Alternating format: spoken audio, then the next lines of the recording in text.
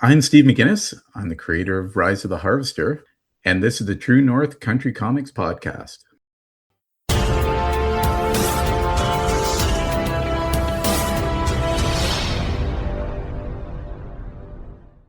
Welcome to the True North Country Comics Podcast, dedicated to celebrate Canadian comic book and graphic novel creators and supporters. I'm John Swinimer. On this episode, I chat with Steve McGinnis about his horror graphic novels and exhibiting at Brantford Comic Con. Please like and subscribe to this website by hitting the subscribe button, so you'll be notified about new podcast interviews and article posts. This podcast is available wherever podcasts are enjoyed. Please like, follow, and subscribe.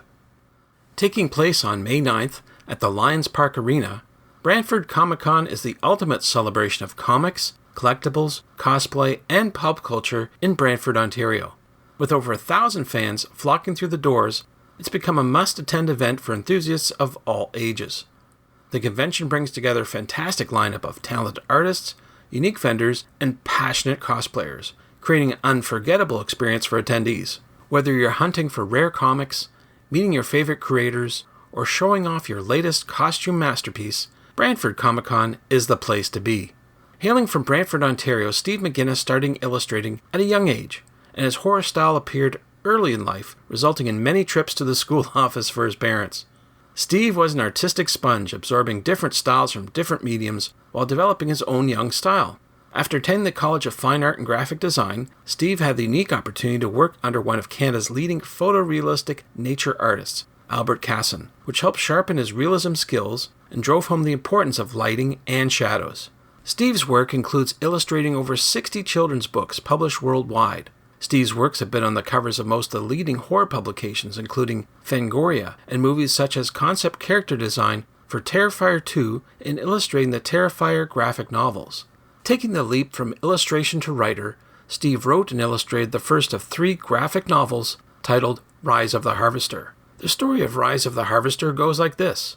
Samuel Troyer was different than other children in the small village of Brantwood, bigger, stronger, and a little odd, which made him an outcast and a loner. But when his father finds willing children for him to play with, Samuel's dark side surfaces, and new-formed friendships end all too quickly.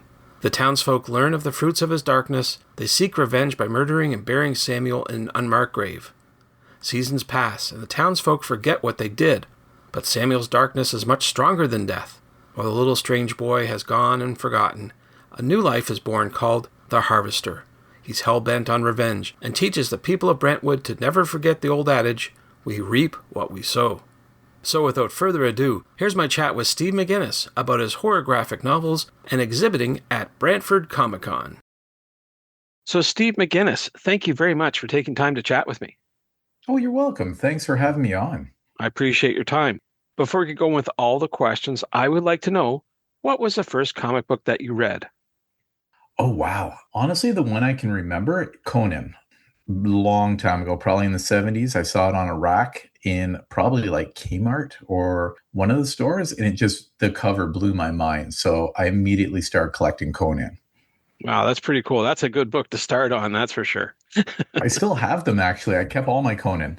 That's amazing. Good stuff. Well, that's good inspiration when you're growing up, but I wonder who or what inspires you to create today? Oh, man, a lot. In the 80s, I was a huge Miller fan, then went into Kelly Jones. Love Kelly Jones. His dark style that he did on Swamp Thing and Batman is basically, for me, peak illustration. I love how he turns Batman into almost a creature and not a human anymore. He's just amazing. And that new run of Absolute Batman is completely inspiring. I love that run. Yeah, that's very popular. Yeah, it's burning up the charts, as they say. Good stuff. Man, that artist is just killing it. Yeah, for sure. Well, we're here talking about you and your latest graphic novel, Rise of the Harvester, Book 4. I wonder if you could talk a little bit about this story. What is in this book and what can readers expect? This one is kind of going to be a revenge story. Basically, a survivor made it out of the Con of the Dead. It's their tale on a story of revenge to try and get back at a slasher that basically wiped out friends that they loved. And at the same time, people don't believe this slasher even exists. They still think it's like stuff of urban legend. So yeah, that's what it's going to be around. Should readers pick up books 1, 2, and 3 as if I didn't know the answer? Yes, it kind of goes into it's a continuous story. Book one basically outlines what the harvester is. Book two, he's now there. Book three, he kind of returns back to his roots. And yeah, book four is going to be a revenge one. Okay, so here's the bottom line. I've got to ask you then, why do you like making horror graphic novels? Because it's just such a visual element. With TV and movies, you have to go for like ratings and all this other stuff. You can only go so far with the gore, because you got to think of it first to how you're going to, take out a person in the movie. But then you'd have to build all the practical effects for it. But with art, I can just think it up and then just make it happen right there on the page. And I can make it as gory as I want. So it's amazing. Your budget is unlimited, I guess, when it comes to comic books. Exactly. It's just limited to my imagination. That's cool. Okay, so you've talked to fans and readers. What entices readers to be fascinated by horror then? I think people like to be scared. I think people, no matter who you are, like what your background is or whatever, I think people, you get that rush, right? Like when you get scared or freaked out or even just laugh about like an over the top kill. I think people just like that. I'd like to switch gears now, talk a little bit more about your creative process. I wonder if you could talk me through what tools you use to create your books. Oh, wow. Mostly I'll illustrate. I'm kind of old, so I always started with Blue Line Pro and penciling, and then I'll put it in, I'll get it scanned, and then I'll start coloring and inking and everything. And basically because it's camera ready when I'm done, and then I'll just export it to the printer and it's done. And or I'll even letter it too. I'm gonna talk to my friend this year about Andrew lettering it. Do you typically come up with the story first, or do you wait for the illustration to strike your fancy and then it evolves as it comes along? I kind of run it in my head. I don't know how other creators do it. I run it in my head almost like a film, and I storyboard it out as it plays. And so basically I follow the storyboards almost like a film. And I'll tweak it here and there. If it just doesn't work and it doesn't look good or it's dragging the pages on, I'll tweak it. But other than that, yeah, I kind of play it through my head like a film, and then I just take certain shots and put it on the page. Now, we're talking because you're going to be exhibiting at Brantford Comic Con that's taking place this year. I'm wondering if you could tell me a little bit about what you like most about that event. I really like the Brantford Comic Con. It was first year last year. It's the first one in town that I know of. And Brantford is basically mostly a sports town. So I think there was a huge void there for us nerds and nerd culture. And, with first year shows, you don't know what to expect, right? You don't know who's going to turn out. And the city turned out like it was unbelievable. It was great. There was cosplayers. Like I love doing the shows. It kind of recharges your battery because you're surrounded by people who are as passionate about the nerd culture as you are. And everyone turned out. Like they had a lineup half an hour before the show, like out of the building. It was unbelievable. Like Brantford really came out. Why do you think that is? Is there pent up demand? Do you think is there just nothing in the area that solves the purpose? I think that's exactly it. I think some of the bigger shows are getting too big and it's getting expensive to get in. And then with Brantford, it's right in everyone's backyard, like that has never had a show here before, right?